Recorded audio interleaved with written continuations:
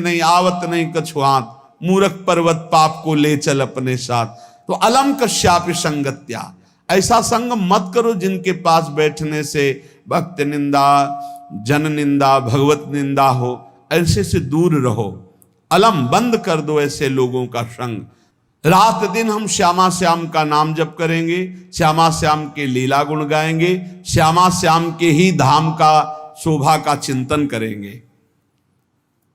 जब तुम अपना जीवन श्यामा श्याम के चरणों में न्यौछावर कर दोगे तो पूरा भार श्यामा श्याम ले लेंगे और तुम्हारे हृदय में मस्ती आ जाएगी।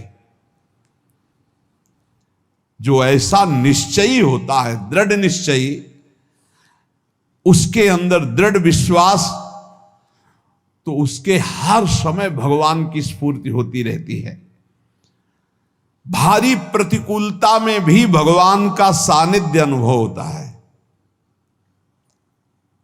वो अनुकूलता में तो भगवान के दुलार को देखता है, लेकिन प्रतिकूलता में भगवान की विशेष कृपा को देखता है।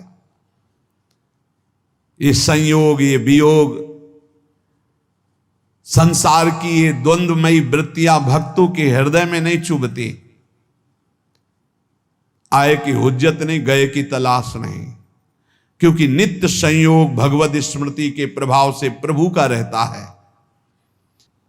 शोक, विषाद बहुत ध्यान देने योग्य विषय है। तभी लोगों को ऐसा लगता है कि ऐसा कैसे हो सकता है। भक्त के चरित्रों को जब सुनते तो लगता है ऐसा कैसे हो सकता है, ऐसी परिस्थिति में भी ऐसा कैसे हो सकता है। क्योंकि तुम मानसिक बुद्धि से युक्त हो और वो भागवतिक स्थिति से युक्त है, इसलिए तुम उसको पार पा ही नहीं सकते। जब तुम अपना जीवन श्यामा श्याम के चरणों में समर्पित कर देते हो हृदय से, फिर उनकी कृपा से सब विघ्न दूर हो जाते, एक अपार मस्ती रहती है। नहीं तो शोक, विषाद, दुख, क्लेश, कष्ट, संताप, भय, उद्वेग, ये सदैव सताते रहते हैं। इसी से डिप्रेशन होता है। बार बार नकारात्मक चिंतन, शोक, विषाद, दुख, चिंता, क्लेश, संताप, भय, उद्वेग, यही पूरे मानसिक स्तर को नष्ट कर देते हैं। उत्साहहीन जीवन हो जाता है। जब तुम श्यामा श्याम को समर्पित हो जाते हो तो ये सब प्रवेश भी नहीं करते, एक अपार मस्ती बनी रहती है। अब क्या होगा? श्यामा श्याम जो करेंगे वही होगा। श्यामा श्याम पता नहीं कैसा करें, नहीं, वो सदैव मंगल भवन है, वो जो करते महामंगल होता है। यह निश्चय उपासक के हृदय में आ जाना चाहिए। इसलिए अपना सारा मन, सारी बुद्धि, सारा जीवन, प्रत्येक श्वास प्रभु को अर्पण कर दो, फिर देखो तुम निहाल हो जाओगे। दुख, शोक, विषाद, क्लेश, कष्ट, संताप, भय, उद्वेग, ये उसी को व्यापते हैं जिसने अपने जीवन को प्रभु के चरणों में अर्पित नहीं किया। इसलिए तुम अपना सारा मन, सारी बुद्धि, सारा जीवन, प्रत्येक श्वास केवल प्रभु को अर्पित कर दो, फिर देख लेना। श्वास कैसे अर्पित की जाती? राधा राधा राधा। बुद्धि कैसे अर्पित की जाती? एकमात्र निश्चय कि भगवत सुख ही सुख है, ये जागतिक सुख सुख नहीं, ये दुख है, ये ऐसा दलदल है जिससे आज तक कोई नहीं निकल पाया।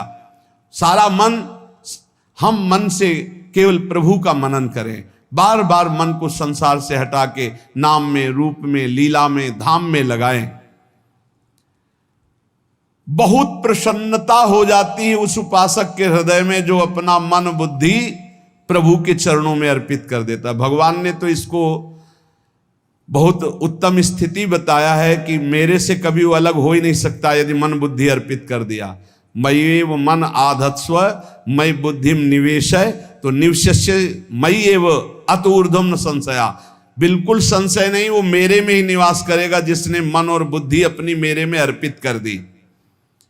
बहुत प्रसन्नता रहेगी उस उपासक के जीवन में जो अपने आप को मन बुद्धि सहित प्रभु के चरणों में समर्पित कर दिया है। भगवान का आश्रय लेने वाले की पहचान है हर परिस्थिति में प्रसन्न रहना।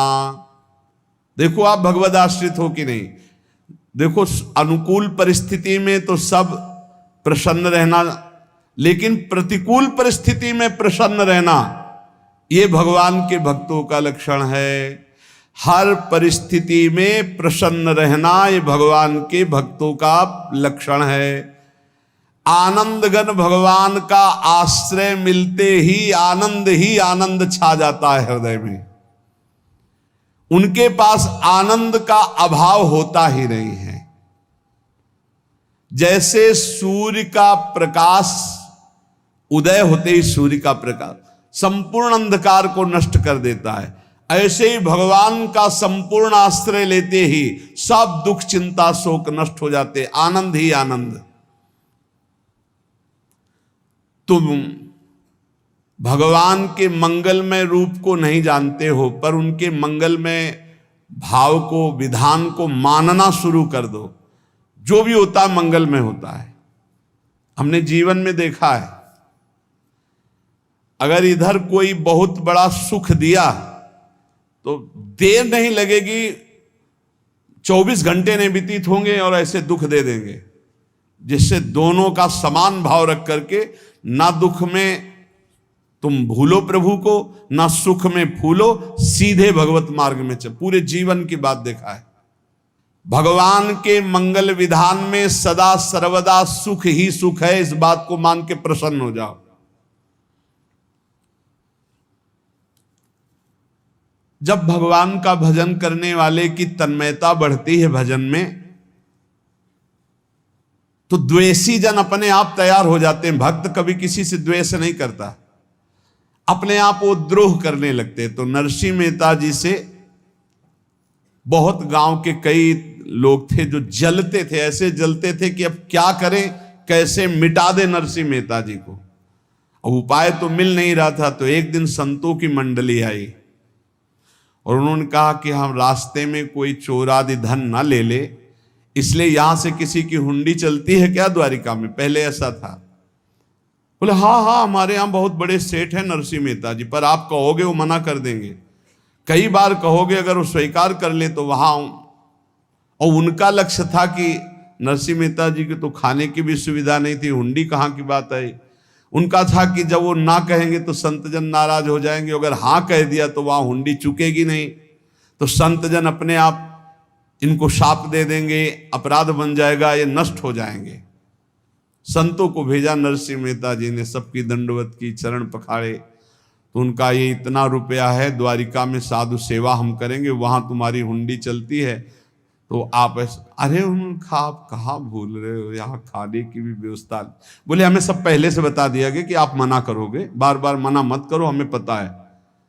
तो उन्होंने ठाकुर जी की तरफ देखा, बोले क्या लीला है प्रभु, संतों से हम क्या कहें, ये ले रुपए। उस समय स्वर्ण की मोहरें चलती थी, बेच के बाजार से खूब उन संतों को पवाया, उन्हीं संतों की सेवा की। और उनका अपने सेठ का नाम तो बताओ जहां हमें जाके हुंडी मिलेगी। सेठ सावल सा से